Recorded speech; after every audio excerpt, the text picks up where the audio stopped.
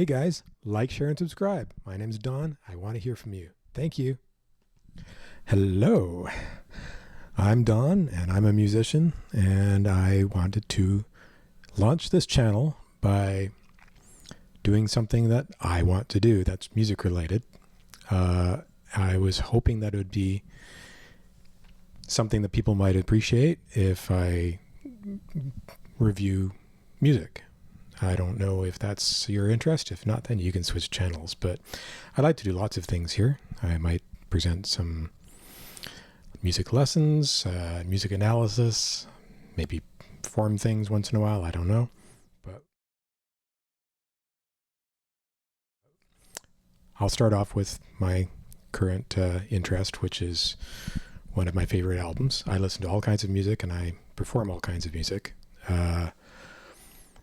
Right now, if I'm driving through town in my car and I want to crank up the tunes, I generally listen to hard rock.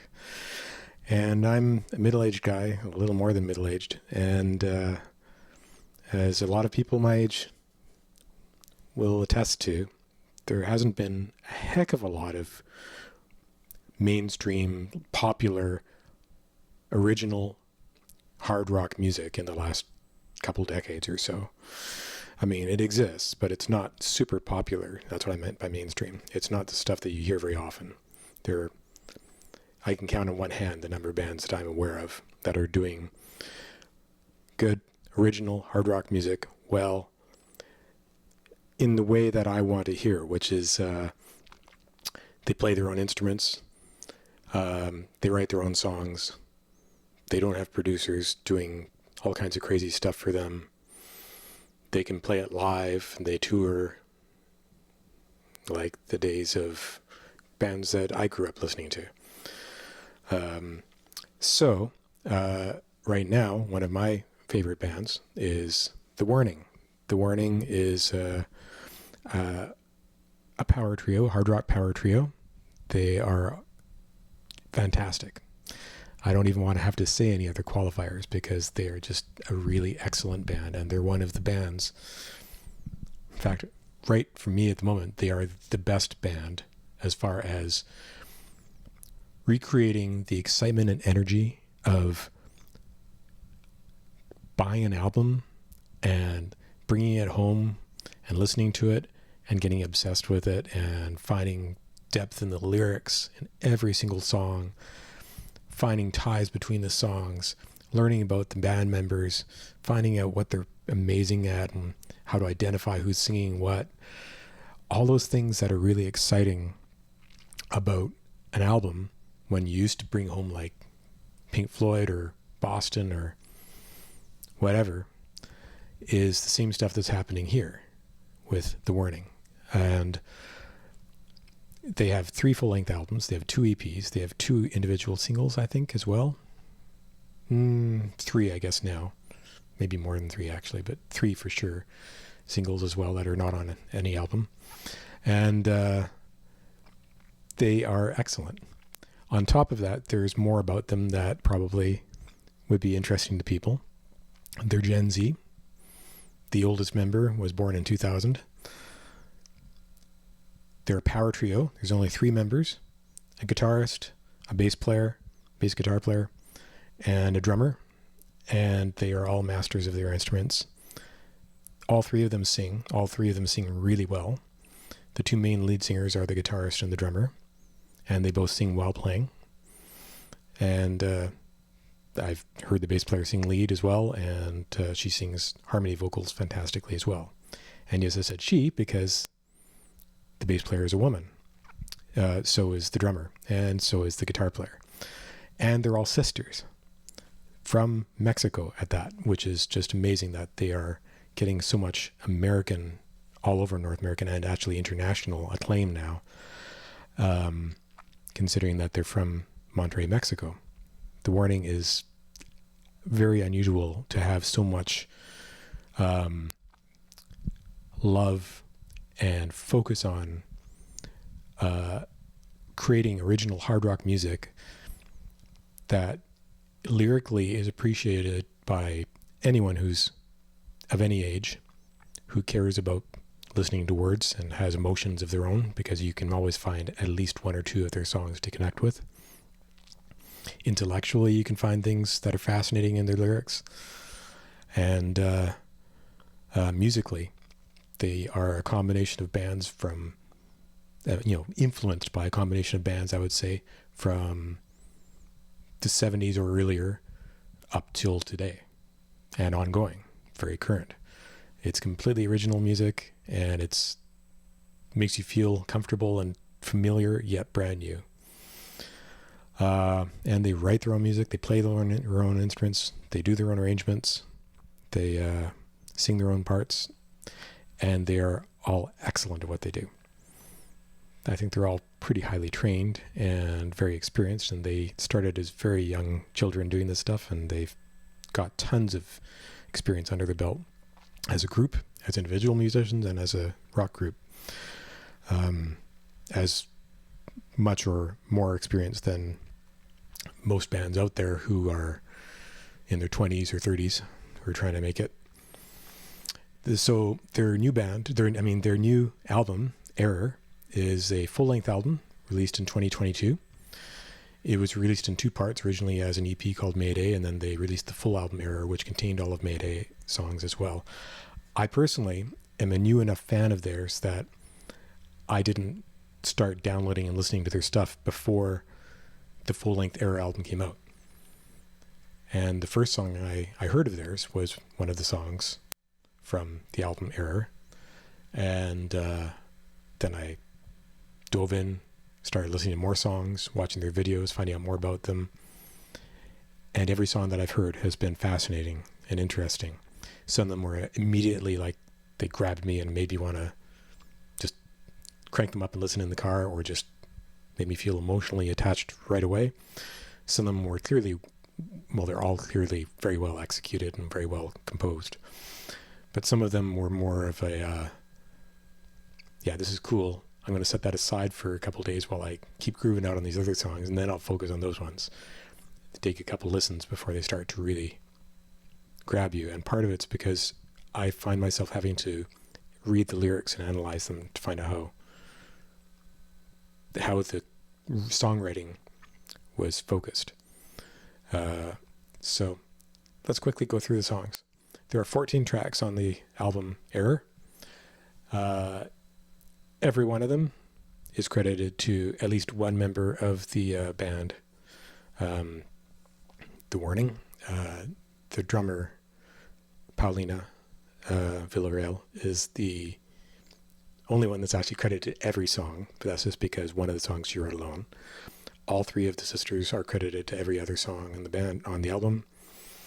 And on, three of the songs, their producer, because they were signed to Lava Records last year or 2 years ago. So the producer, David Bendeth, who's a legend, threw in some ideas, I'm sure, and probably of the ideas that he threw in, knowing what I know about The Warning, they probably accepted one or two of the ideas and finally went with it. And Mr. Carmona, I don't remember his first name, is also involved in a couple of the songs, adding some ideas to them. Who was, I forget what his role is with the album of creation, but he was one of the people working directly with The Warning in this as well. But every song was written by the band and created a demo version by the band, and then brought in and performed for the producers and the label, or a recording was played for them of a completed finished piece, where then eventually maybe one or two additional little bits and pieces were added by a couple of other people. That's the way it should be. I don't know how many of you are my age, but you look back in the days of classic hard rock bands like Def Leppard, fantastic band, and they were super successful, but they didn't get ridiculously successful until they got a legendary producer working with them. And that legendary producer, and I mean, I love the albums that were produced with him, but that legendary producer has a specific sound and had a sound in mind for the band, and made them sound the way that they would sound, as if he was almost a member of the band as well as the producer. He even sang background vocals, strongly modified the sound of the drums, the sounds of the guitars, the sound of the bass, did extensive things to change the sound of the band so that the recordings sounded amazing. And it worked because if you're my age, you bought Pyromania, you bought Hysteria. They were incredible albums by an amazing band, and the band sounded incredible, and they sounded like that live. So I mean, it wasn't like a big difference, but it was all those things that were added by their producer at that time to make them that successful. I think there is less so of that in this album era, from what I can hear. You can hear one or two places where there is a guy's voice added underneath the women's voices, very quietly or something, just for an effect. And I did find out that that was true in at least in one case. And I'm sure a couple of lines were added. And I know that they were being pushed by the producer, which is how it should be, to reach new levels, improved in every aspect of their playing, which was already superlative, but being made better. And since I believe they have a 6-record deal with this with this record label, they want to get as much as they can out of every session. And that's the way that the Villarreal sisters are, from what I've seen, is they try to make every situation something where they can learn, which I've always admired in anyone. If you're always trying to find some way to learn until the day you die, you're opening your mind and improving yourself as much as you can, which is the best thing we can do as humans, right?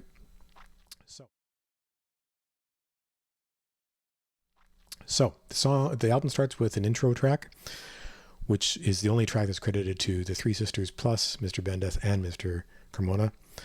And I think that's because it's basically an engineering feat. It's not so much them sitting there playing their instruments, and it's not a song. It's an effect intro, rather Pink Floydian in the style, sort of like I can imagine Roger Waters coming up there and saying, okay, I'm going to mess around with a synthesizer for 3 days. You record it, and then we'll piece it together and make an intro, and that's kind of what it sounds like, but it has little bits and pieces of the different songs in the album, in some ways, at least hints of them, a note or two or a chord structure or two, a couple of effects from some of the songs.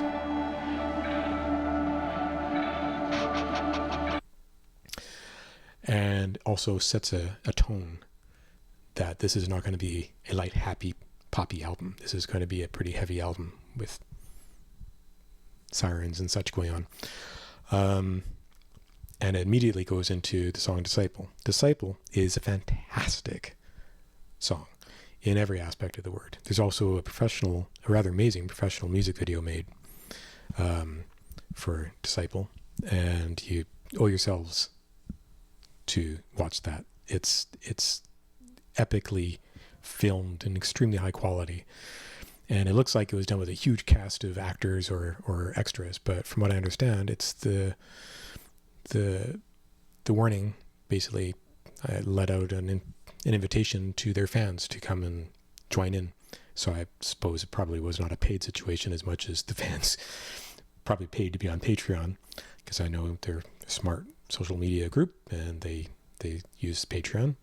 So they invited a bunch of their fans out, and their fans came out and participated as extras in this and had to be directed in how to move around and look a certain way and do their thing.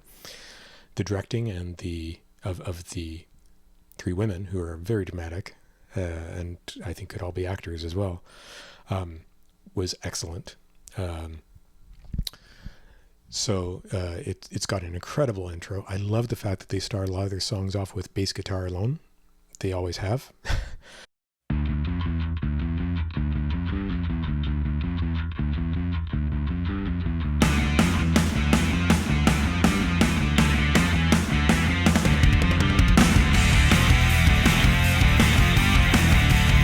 And it's an amazing thing because being a power trio, the bass is equally important to the guitar and the drums as far as instrumentation goes. And also I'm a multi-instrumentalist. I play bass, I play guitar, I play drums, I play violin. I'm a classical musician as well, and some keyboards and stuff. But of the rock instruments that I play, I'm probably best at bass. I'm certainly most advanced as far as my knowledge goes on bass guitar. And I have incredible admiration for Alejandra as a bassist, because she's extremely well trained. I have a lot of admiration for her teacher too. I think his name was Pablo. I might be wrong. He was a very well recognized bassist. But her technique is textbook perfect. Her left-hand technique is textbook perfect. Her right-hand technique too, actually. But her left-hand technique is unusually good, whereas a lot of us are a little more sloppy about how we do our fingerings, and it still sounds fine. But she does it so accurately and so perfectly with this almost like spider half-position movements between frets and fingering just to the left of the fret, so you can feel the edge of the fret metal slightly with the edge of your finger if you're doing it just right. That is how you're supposed to do it if you want to be a really technically proficient bassist. And she is very technically proficient, because I've seen videos of her when she was young, like, I don't know, 11-ish, playing academic stuff she'd worked on with her teacher, and it was amazing. It's like jazz standards, doing the lead lines on bass and stuff, and practice academic technical exercises and stuff, and doing them on a small bass, because she was a very young person at the time, very small, and doing them far more accurately than almost anyone out there that I've ever heard do these sort of exercises who isn't an adult. I mean, professional adults at university level do it that way, but not too many 10, 11, 12-year-old kids. I shouldn't specify girls because it doesn't matter. Kids do it like that, let alone even play the bass. So starting out the songs with her bass parts is really cool, because they're always effortless for her to do. They sound intense. Her tone is always huge. She has a little bit of overdrive in it, a little bit of like grit and overdrive in her tone generally. That sounds amazing. I know she plays through an Ampeg cab often, but I think it's mostly done through modeling probably. I know she has off and on used Helix boards by Line 6, as does Danny the guitarist, which is an incredible modeling system. I myself use a Helix. But anyway, Disciple starts off with bass. The topic of the lyrics is about social media, kind of, and getting sucked into it and believing everything that you're told without having to think twice. And there is a theme to that through this album. Actually, there's a theme to that through this album and the first album as well. And it's fantastic. It's topical. It's Gen Z relevant, because they're the people, the kids to me, growing up where there's always been social media. And whereas me, social media was invented not that long ago by my standards. So having them grow up that way, they know no other life than social media, and the trials and tribulations of living that way, and the challenges of it. And I'm a parent myself of kids who are in mid to older teens, and it's hard for them to go through life with social media. It's also beneficial and super fantastic for them, but it's also really challenging and extremely dangerous. And as adults, with all the politics going on in the States and now in the whole world, we're seeing it more and more. We see all this stuff going on. And I'm a Canadian, so in Canada we see that stuff too. It's amazing what social media brings out in people. And I'm glad that they addressed that in Disciple. The way the lyrics are written in all of their songs, even if they had a very specific topic in mind when they wrote it, or a very specific story and event in mind, even a political side or a personal side to a story, they're so clever at their writing with lyrics that they leave it vague enough that anyone can find something personal to relate to in it. And I certainly do in many of their songs, even though I found out later that it was written for a completely different purpose about a completely different situation. As adults, I think most of us can find one of their songs at least to relate to. I find I relate to almost all of their songs. Either now or when I was younger, I remember situations that I can relate to. So Disciple is fantastic. It's hard rock. It's intense. It has a soft section, beautifully sung by Pau in almost a storytelling kind of way. Pau is the drummer and a fantastic lead vocalist herself. And I love the fact that their song gets big and heavy and dark and almost militaristic in some ways, and also in the music video that's brought up that way. And then comes down in the middle and comes back really hard rock again. In this album, compared to previous albums, Danny, the guitar player, her tone is more metal-ish than the tone of her guitars in previous albums. that isn't necessarily to say that the songs are metal in any way. It's not particularly metal in their structure or chord changes. And they're not really a metal band, they're a hard rock band. But and a ballad band. But their second album was more metal than any of their other albums. Their second album, Queen of the Murder Scene, the songwriting was more metal in some of the songs there, like the title track. And the tones in the album were metal in some ways, but not current metal, old metal, like Black Sabbath, Ozzy Osbourne, original albums, that sort of metal, originators of metal, not what we call metal now. What we call metal now, like your Devin Townsend and stuff like that, really brilliant musicians with incredibly complex chord changes and things like, and very edgy tone and super high quality recording and production, and generally with some synth layers in there and such. It goes on and double kick drums consistently and stuff. It's very different than old metal. So I'm talking like their second album sounds almost like old metal. This album, the tone of the guitar is quite modern metal without the songs being metal at all, which makes it really appreciable for someone like me. I think that's a word. Anyway, Disciple, fantastic song. One of the top songs that anyone who is wanting to find out what The Warning sounds like should listen to. Next track 3, because we had the intro and we have Disciple. Next track is Choke. If you want to find out what the future greatest rock vocalist in the world sounds like, listen to Choke, because Danny, the guitarist of The Warning in Choke, demonstrates clearly that she is one of the greatest rock vocalists in the world right now.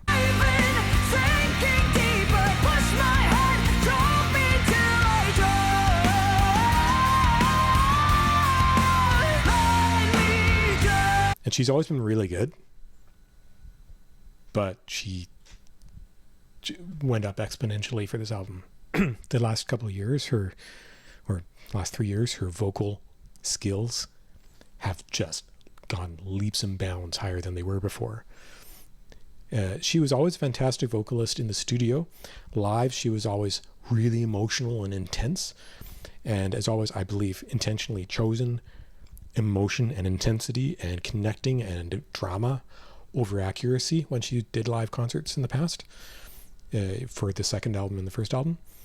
And no complaints there. It's very clearly who she is and the way she chose to do things, but she has leapt that so far now that her live concerts now, from what I've seen, are as accurate as they were in the studio for this album. And the quality of the singing in this album and the demands of the singing in this album are far higher than they were for any of their other things. And that's Daniela, the main lead singer of the group, primary, because she's the one that has the most front person availability in the group. I think it's not because that the other two can't sing brilliantly. But Choke will show that off. Choke is a great hard rock song, again with a soft section in the middle, brief soft section. All the vocals, from what I can tell listening to it, sound like they were sung by Danny in the studio. As you'll see if you look at their live studio recordings that they did of these, which are kind of, what do they call that? I forget what they call them now, but they have these other ones that are also promotional for the album, where they call them live, but they were done in a recording studio, and they play over their backing tracks, but they're doing live recording at the same time on top of it. So the primary vocals and instruments you hear are them live with video, but without all the drama of acting it out in the music video. You can see in Choke that she can't jump down to the quiet part herself for the low voice in the middle of Choke. So they moved that brief section over to Alejandra, the bassist, to sing lead on for just like 2 brief lines. And it's beautiful. And she sounds eerily like Danny. A little deeper, a little richer voice, a little gentler, a little softer the way she is, as a person, I think, in some ways. Maybe not gentler and softer, but speaking wise, gentler and softer. But it's just brilliant how they can all toss stuff around and make their things work for live performance. All right, moving on to the next song. Those two are like huge singles, and you definitely need to check them out. Animosity, track number 4. Animosity is a Really interesting song. Lyrically, it's one of the only songs that the group has ever written directly about events in their own lives. I'm sorry if I'm repeating stuff that people can find online, but that's how I found out about that. Pow, the drummer, I believe, wrote the lyrics, or at least came up with the plot for the lyrics, based on a situation in her personal life and like friend life. And I've heard different stories about it, like she wrote it from the perspective of the other person. I'm not sure if that's true, but it's fascinating either way. But lyrically, it's amazing. It's interesting that she doesn't sing the song, so she puts the lyrics in the hands of Danny to sing. Interestingly enough, I think that probably happens more often than we realize, because I believe that Pow, the drummer, Paulina, is one of the primary creators of the initial songs for the band. Like on piano and vocal, I believe she comes up with a lot of the concepts. Not all of them, of course. But in Animosity, Danny sings lead, and it's an intense, fast-ish hard rock song. Remains, I always give too much. It was never enough. Get dressed in black. One of the only songs, as a bass player, it's interesting, it's one of the only songs I've ever heard Alejandra play using a pick on the bass. I basically never use a pick myself. I'm a fingerstyle player, as she is. I'm not actually a fan of the sound of a pick on a bass, but it works brilliantly for this song because it gives articulation for the fast repeated parts that might be otherwise a little lost, especially when the song starts out with bass as the only instrument at the beginning, with Danny singing over top of it. So you need that articulation. And I'm also just a little envious because Ale is a better pick player on bass than I am, by a long shot. Even though I play guitar with a pick, I don't have that accurate of a pick technique to play the intro to Animosity as well as Ale does. And I've been playing bass for several decades, so it's pretty amazing how well she does. It's a fantastic song. It has a music video as well.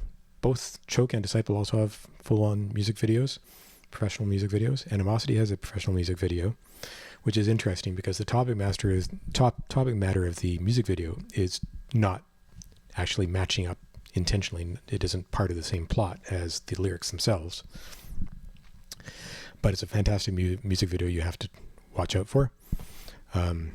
It's done by the, I believe it's Gen Z Japanese artist, female artist, who creates the webtoon I'm the Grim Reaper.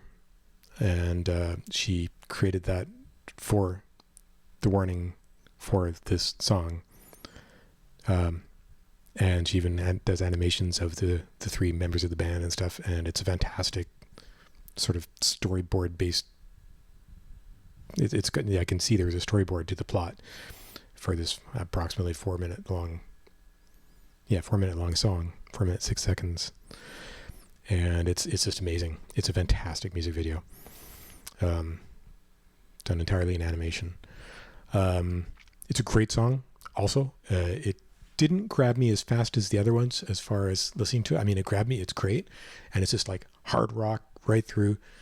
Dinga jinga dinga jinga dinga jinga dinga jinga ding. That sort of fast speed to the snare hitting like that, and it's just a great song. But I was looking for other types of things when I was initially listening to the record, so I was kind of skipping through. Okay, this is cool.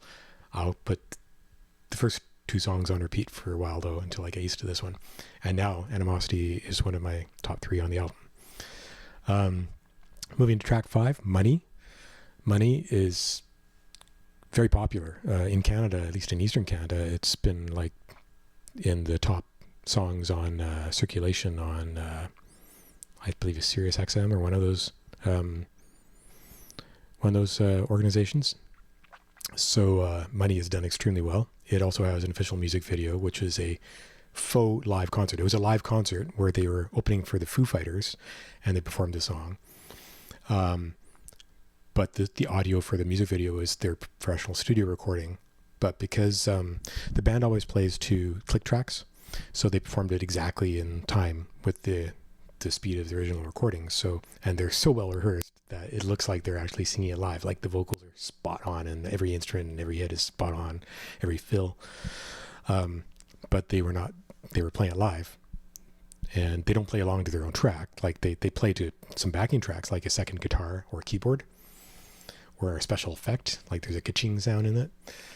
But other than that, it's just a click. They just know their songs so well, and they're so well rehearsed that they play it basically exactly the same way every time. Go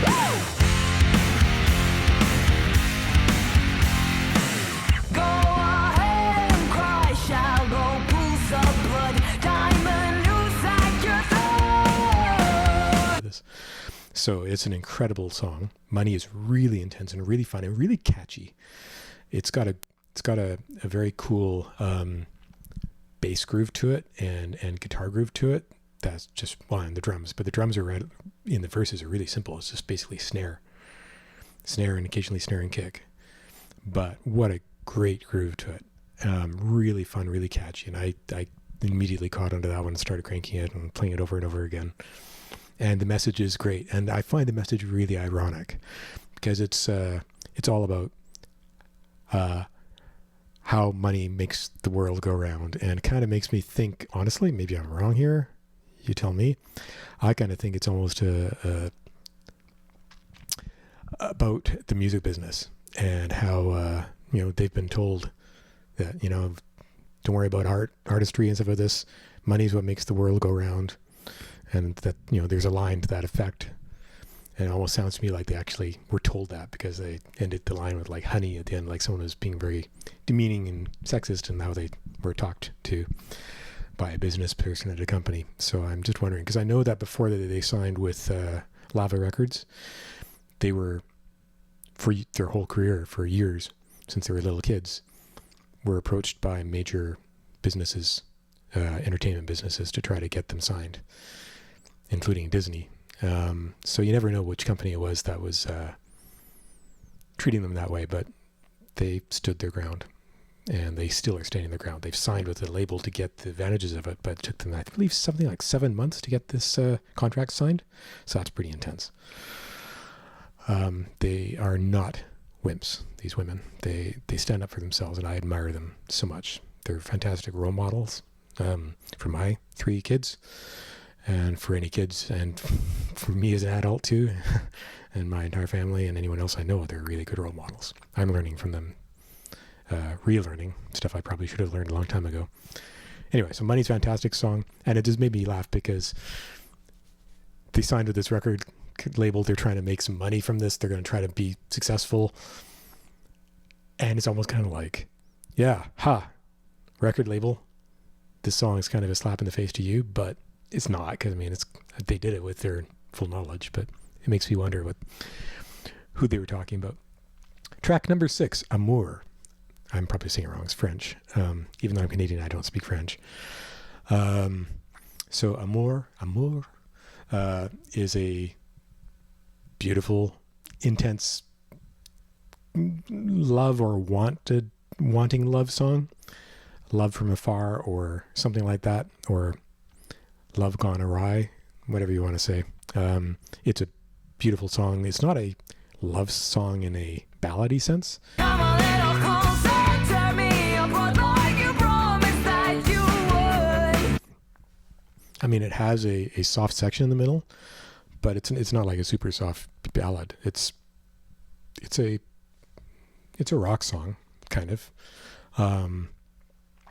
But with a totally soft instrumental, soft, beautiful ballad part, sung in French in the middle, but the rest of it's in English.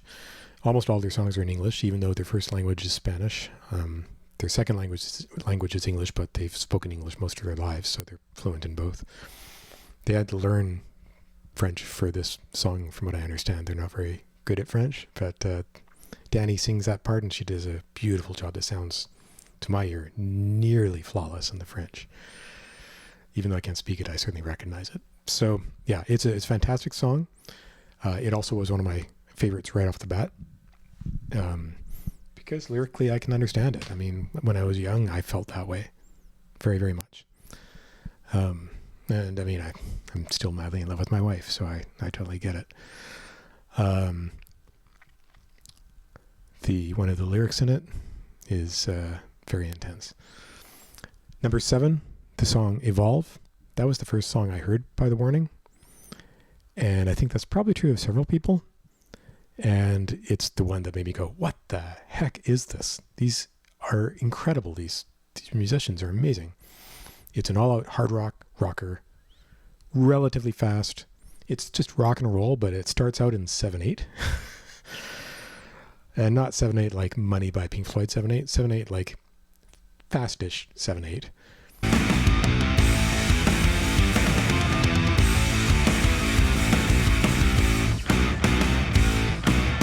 It's sort of a clever trick to it. It's not mathematically hard for an advanced musician, and I can tell it's not mathematically hard for these 3 women to perform, but it's brilliantly, cleverly written, and such a great use of 7/8, so that it almost, you don't realize it. So anyone listening isn't going, oh, okay, I have to think now and be intellectual about this, and it's not going to be appreciative, something I'll appreciate because I'm not a super intellectual musician. It's not like that. It's just great rock and roll with an incredible lick. She uses an octave pedal on the guitar in the opening to give it a really full sound. It's something she does surprisingly often, which is a great way to make the guitar sound big. She also uses a stereo guitar, actually a three-channel guitar system through her single guitar and make it sound huge.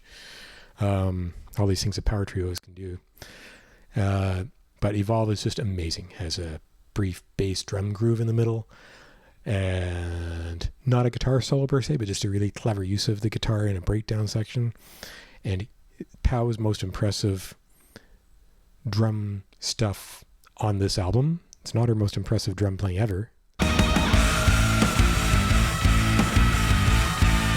first 2 albums had ridiculous drumming. Probably the first album had the most amazing drum fills in it, actually, when they were quite young still. The second album has some incredible double kick stuff and some amazing drum fills, and this album has some incredible double kick stuff. There's double kick in Evolve. My only complaint so far about the album is the fact that in Evolve, the producer engineer didn't mic her drum very well or mix her drum very well for Evolve, so you can't even hear the attack on the double kick in the Evolve double kick section, which is kind of ridiculous. It's a very echoey, reverby bass drum sound in this song, which isn't appropriate. It sounds great, but isn't appropriate for a song that has double kick. They should have had a more metally kick drum sound, more like they used to have in their second album, and more like they tend to live.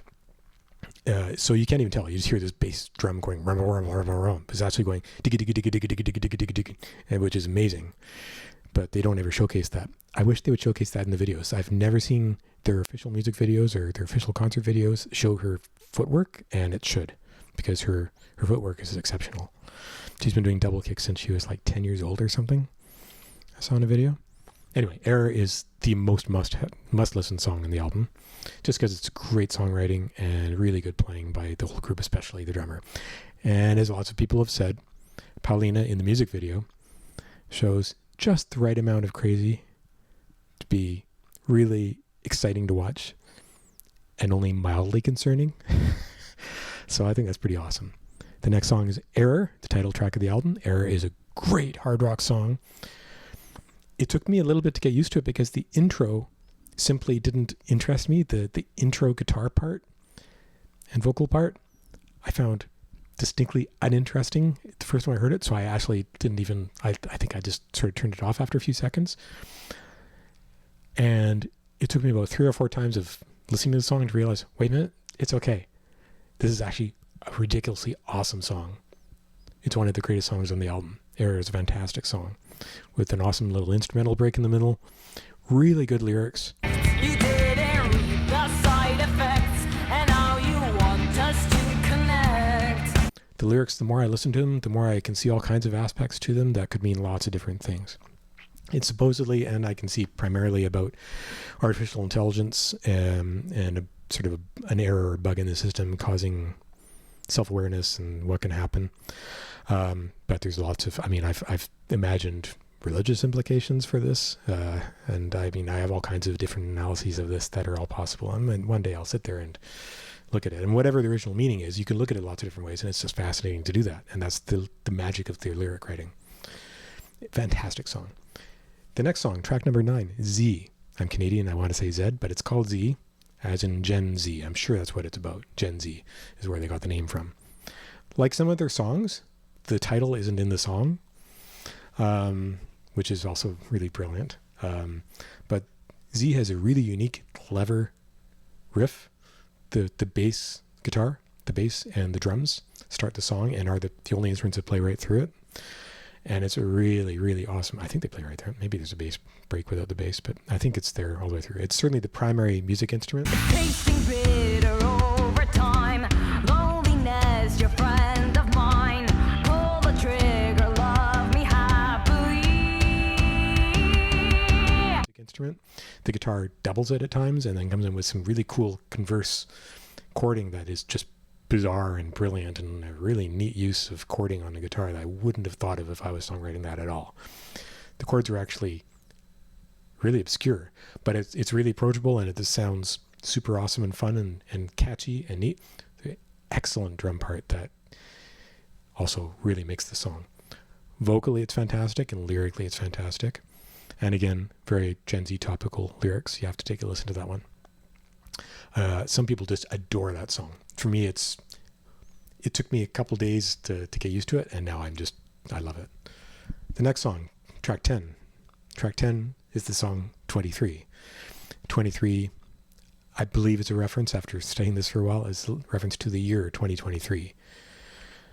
Written by Paulina, the drummer, who, as of right now, is this month, I think, or next month, one or the other. She's turning 21, I believe. And this the year 2023, which means that when she's in the States, in various places, she's allowed to drink. And I think that was one of the reasons why it worked that way.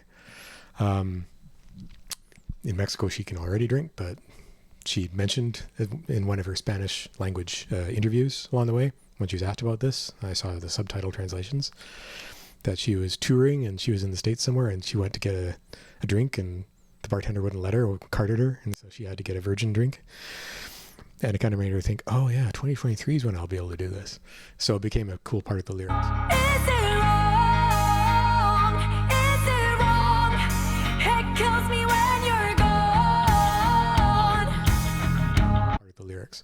It's an amazing song, lyrically and musically, and Pau sings it. This is the first song on this album that Pau sings lead on, and she has an incredible singing voice. And she's always had an incredible singing voice, but she's also improved dramatically, like Danny has. Well, and actually so has Ale. They've all really improved as singers for this album. In 23, the words are intense and emotional and about loving someone. I believe, if I've got the right one, about loving someone from afar or without them knowing that it's not returned. You're afraid to tell them that you love them or something like that. And we've all experienced that. Everyone at some point in their life, if they're adults, probably has experienced that feeling. And it's an incredible, horrible feeling. And she lyricized it perfectly. And the singing is amazing. Her voice, the way she knows how to, and it's very clear that she does this on purpose, she knows how to make it edgy and knows how to make it crack and do little things at the end of a note, a little hiccup at the end of a note, just right to rip at your heartstrings. I absolutely adore the song, and it's, even though I've said almost these are my favorite songs, it's next level favorite. It and Disciple and Evolve and Choke are, of the ones I've listed so far, are slightly next level compared to most of the other ones I've said. So it's 11 out of 10 versus the other ones that are 10 out of 10. Intro 4/4 is 9 out of 10. Let's be fair, because it isn't really them playing a bunch of rock music instruments. The next track is 11, and it's the song Kool-Aid Kids. Koolaid, kids, as in children. Kool-Aid is a drink, but that's not what they're talking about. They're talking, of course, about the popular slang use of drinking the Kool-Aid, which, of course, goes back in history to a situation where a bunch of people drank a drink that was laced with cyanide, and they all committed suicide in a cult. That's where the term came from. but now it's popularized in politics mostly and social media. Drink the Kool-Aid is an insulting term to say to someone else when you think that they are just blindly following along with what they've been told in either social media or news media. Politics aside, a classic example is like American politics, right? One side feels the other side is always just blindly believing the media, and the media is lying to them, and they're right. And the other side feels the same thing about their side. And I personally believe one side is more right than the other, but either way, it happens universally. Drink it all until you choke. And it's sad to admit it's true that we find a way too easy to be cruel. In politics, and it's happening so much more thanks to social media and online news, and the prevalence of, specifically in the United States, the prevalence of blatant lying in headlines and blatant lying in and let's not say lying, because it isn't actually lying, because at some point in every news article it'll either be a full opinion piece, which is just opinions, which aren't really lying. It could be someone lying, but it isn't the news media lying because it's called an opinion piece. Or there will be one brief line that actually puts one little fact in there, and the rest is all conjecture and misleading information based on a misrepresentation of that one fact or some group of facts. And people will blindly believe that stuff without thinking twice or researching it. And it drives me nuts because I research everything that I read, unless I already know enough about it to not have to research it. So Kool-Aid Kids is saying, don't be an idiot. Don't just blindly believe stuff. And the way they do it, they're treating it like, we're the Kool-Aid Kids. We're in this group.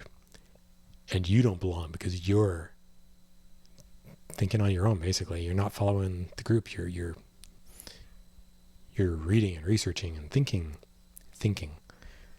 instead of using your fists to battle for right against the other side. It's ridiculous, but it's not, because it actually happens. And it's a fantastic song. And musically, it's a fantastic song. I can hear that they had a lot of fun with this. It's a great groove. Funky, cool groove. The bass part in this song is fantastic.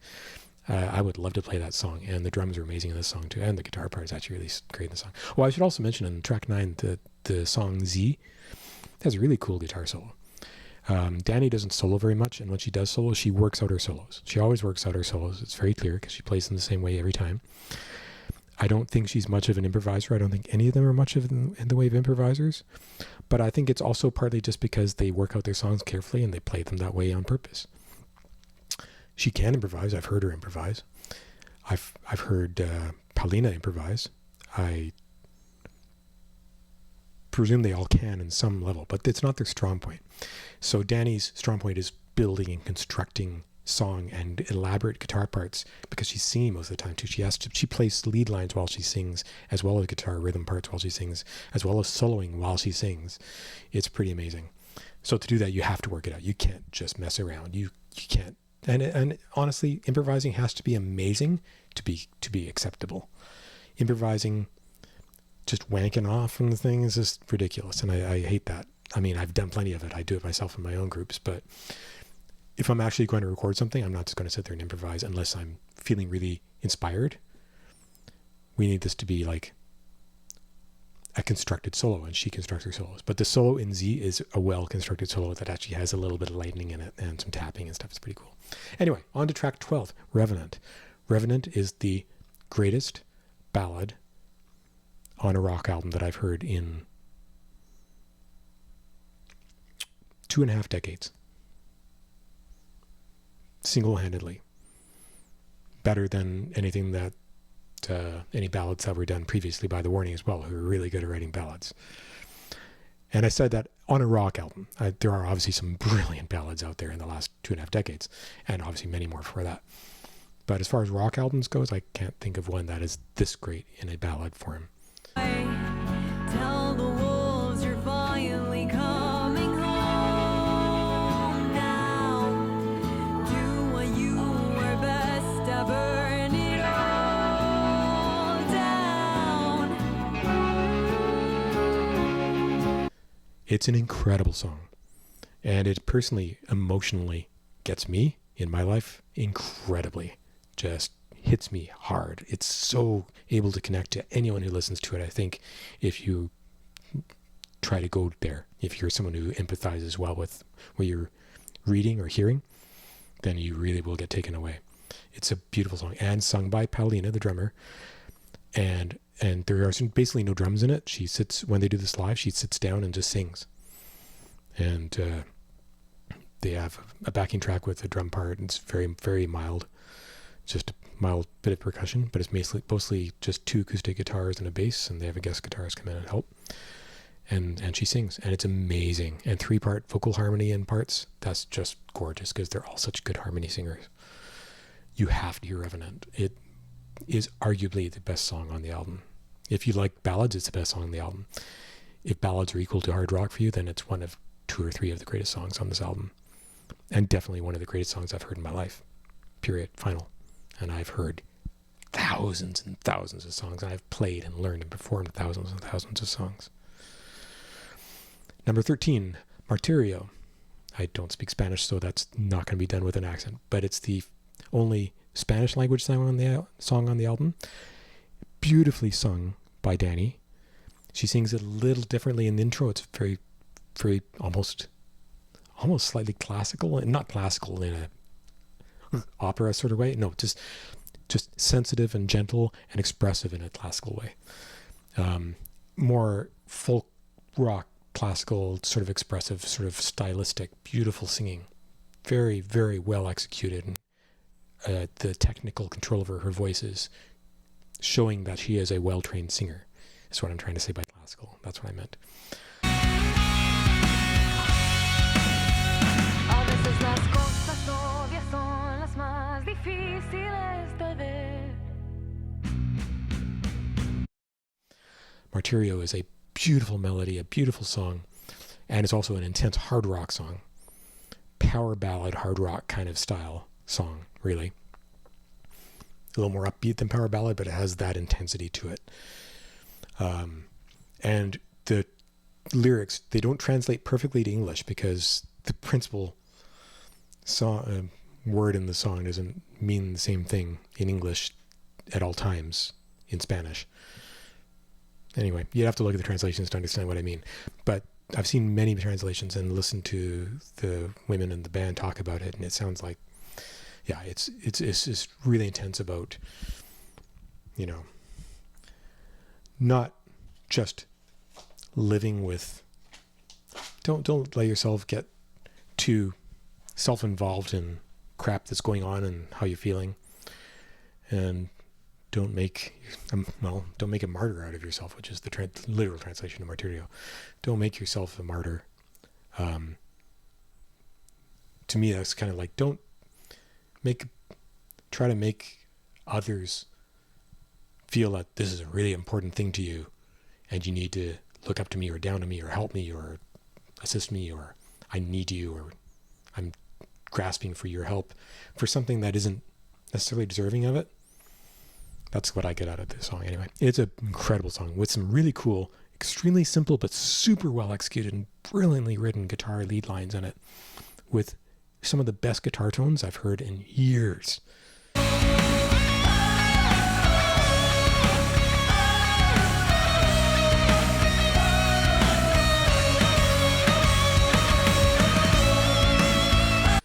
All of the guitar tone in this album is good, but in Martirio, it's next level, incredible guitar tone, especially the lead lines. Wow. And then the last song, they consider it a bonus track, but I don't. The 14th track is called Breathe. It's Paulina. It's written by Paulina, and it's performed 95% by Paulina with a little bit of backwards guitar by Dani in the studio. And to record backwards guitar, what you do is you actually take the original song and you play it backwards, and you're listening to it backwards in the studio, and you learn to be able to play along with it. So you're playing normal, you're playing your instrument, and you're listening to the song backwards, and you learn to play the song backwards to it. So the chord changes still fit in the attack, so the notes still fit at the right time. You record it on a different track along with the song, so it's recorded individually. Then you flip the whole thing backwards again, so the original track is now forwards, so you're listening to the song Breathe in proper direction, but you're listening to your part that you've added, guitar in this case, with a really eerily backwards sounding attack and disconnect from the song, but it still fits. It's amazing. And they used it so beautifully. And it was also produced by Bob Powell, because I think she recorded it at home on her acoustic piano, her upright piano, and sang it there probably. I don't know if she added vocals in the studio or not. And it's short. It's only verse, chorus, or verse, chorus, something like that. It's a very short song. It's 2 minutes, 49 seconds. And it's the perfect length. It's a perfect song. They added other effects in the studio, like an analog wow and flutter, subtly, just to make it, because it sounds analog recording anyway, just because of the fact that it's a kind of a poorly mic'd upright piano sound anyway, and all that stuff. So it just works. It sounds a little older, but brilliantly produced by the whole team there, I think, as well as Paulina. But such a well-written song. And I know that, knowing what I understand about Pau and having watched lots of her interviews, she's a very quick thinking person. They're all very quick thinking, but she's really quick thinking, very A-type, and extremely inventive. And she strikes me as, and this is a compliment to her, as I certainly understand this, she strikes me as being somewhere on the spectrum where it's hard for her sometimes to calm down and stop tunnel visioning about what she's doing, but that's what allows her to be brilliant as well. And I understand that she wrote part of it years ago, and they needed another track, or wanted another track to finish this album off, rather than ending it on Martyrio. And so she added that and said, okay, take this. And she sat down and just right then came up with the last part of it, or the additional parts of it that she wanted, recorded it, and sent that take off, and that was it. And then they produced it. That's the brilliance of Paulina and of the whole band. Try to reach over the endless waves. Can't call for help, so I'll just call my name. But not even I can hear. I'll just disappear without a trace. But Breathe is also one of my top songs. I prefer it to several other songs on the album. If I want to be sad, it makes me cry, actually. To me, it's part of the theme of the album. It's not a theme album, but it is. Choke, Breathe, several of the songs on here get into depth of emotion and being overwhelmed by emotion and not being able to take it very well, not being able to handle it, or just wanting to not have to be disturbed by it and just allow me to be that way. Like, that's what Choke is about. If I want to be immersed in my emotions, let me be. Sometimes it's the best way to get it out of my system. That and social media, which is a common topic with this group, as well it should be, and Love from Afar. But it also that's kind of the same thing. Love from Afar or damaged relationships are all part of the same thing with the emotions and just feeling it. And also what I know now, because this is January 2023, so I also know what I know, and we all know if we've been following the band, what Danny revealed in the end of December. I think it was like the last day of December. She did a little live stream and talked about a personal event that happened during the creation of this album. And it kind of makes me think, I wonder how much of that was kind of a little bit, it might have been portrayed a little bit in the performances. I wondered about it more, for example.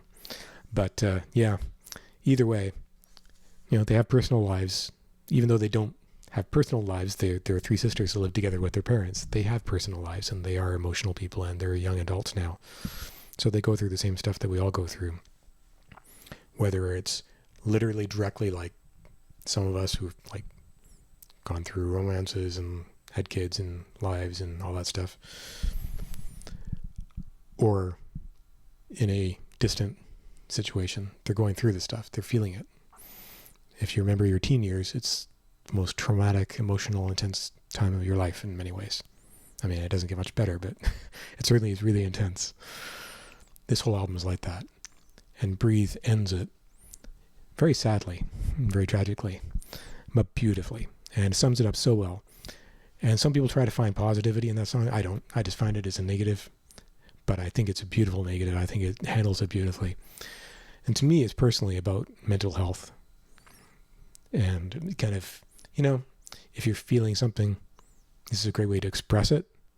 And it's an intense way to express if you're going through stuff like that, where there's super emotions or mental health issues, one or the other, and they are actually not that far apart. They kind of can be related or intertwined or similar. But if you're feeling those things, get them out of your system, whether it's through a song or talking to someone or through family or professionals. Talk to someone and deal with it. Don't just ignore it, right? And to me, that's what the song is about. This is a fantastic album. It is, to me, the greatest album of 2022. I've listened to a lot of other hard rock albums from 2022. I've been trying to focus on younger groups because I historically listen to older groups because I'm an older guy.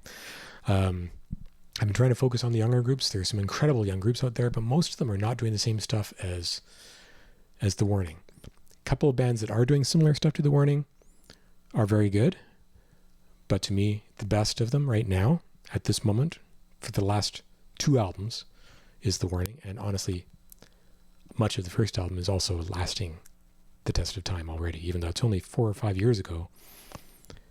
That's half of the career of The Warning and a quarter of the lifespan of The Warning, which is pretty intense.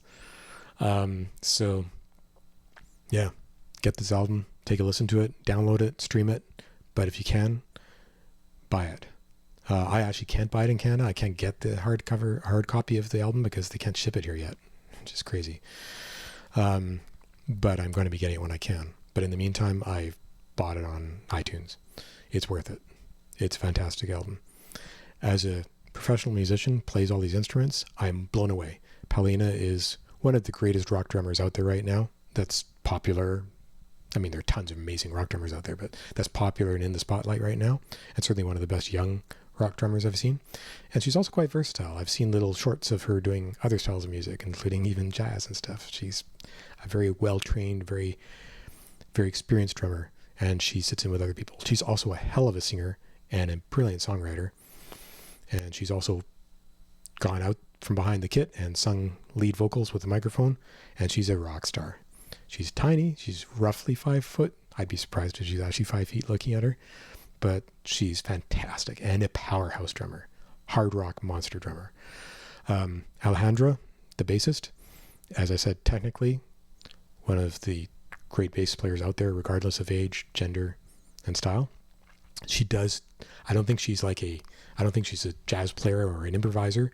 She has played jazz, but I think she learned it looking at it, like most people would. It's academic. She's a very academic person, I think. I think she's a very fast learner, based on how quickly she co-formed this band when she started playing when she was a little tiny kid. And she has always played bass brilliantly from what I've seen from the very first movie I saw. She's a very, very capable person.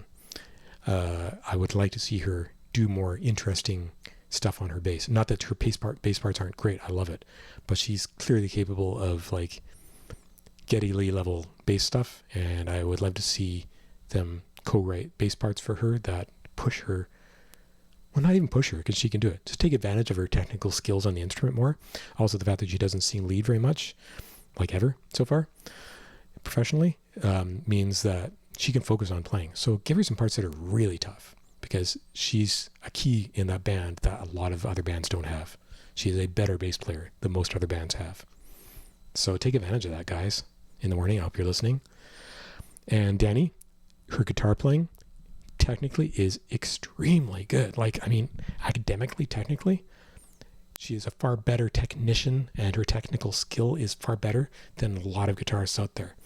She, again, I've heard her improvise solos, and she can shred, she can wail and go for it, but I can tell she doesn't do it very often, because I understand the feeling myself of, I can shred, but I can also, if I'm not doing this all the time, or if I'm just not super comfortable or I'm not prepared, I can get lost kind of in the fretboard and oh crap, now what am I going to do?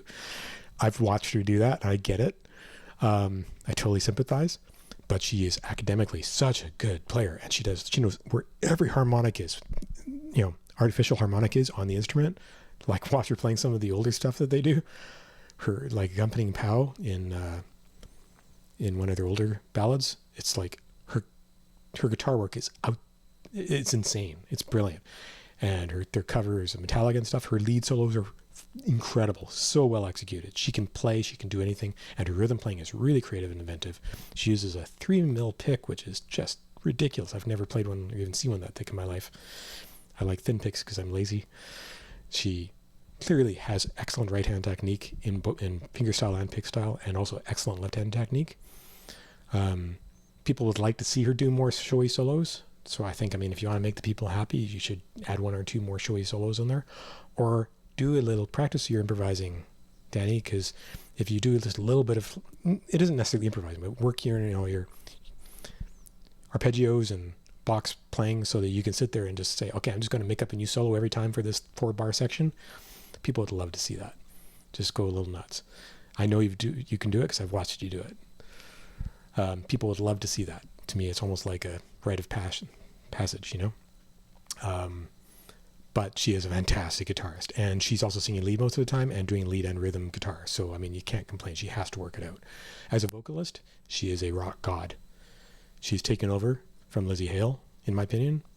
Not that Lzzy Hale has lost anything, but she's the young Lzzy Hale, and actually is doing things that Lzzy Hale can't do vocally. Maybe that's vice versa. Maybe there's things Lzzy Hale can do that Danny can't do vocally. But I'm listening more to Danny, and I'm just like, I know that Lzzy can't hit that note. Maybe she used to, but she can't anymore. I've heard it. And I have immense respect for Lzzy Hale and a bunch of other female vocalists. She reminds me, I don't think that they sound at all alike, but powerhouse-wise, it's like, the older days, Hart, Ann Wilson, that sort of huge front woman sound, she's got it. Danny's got it. They're just amazing legends from the older days that she reminds me of as well. But she's her own voice, and she can do it. And there's no advice I give her as a vocalist. She's a better vocalist than me by leaps and bounds. So is Paulina. Heck, Ally might be better than me.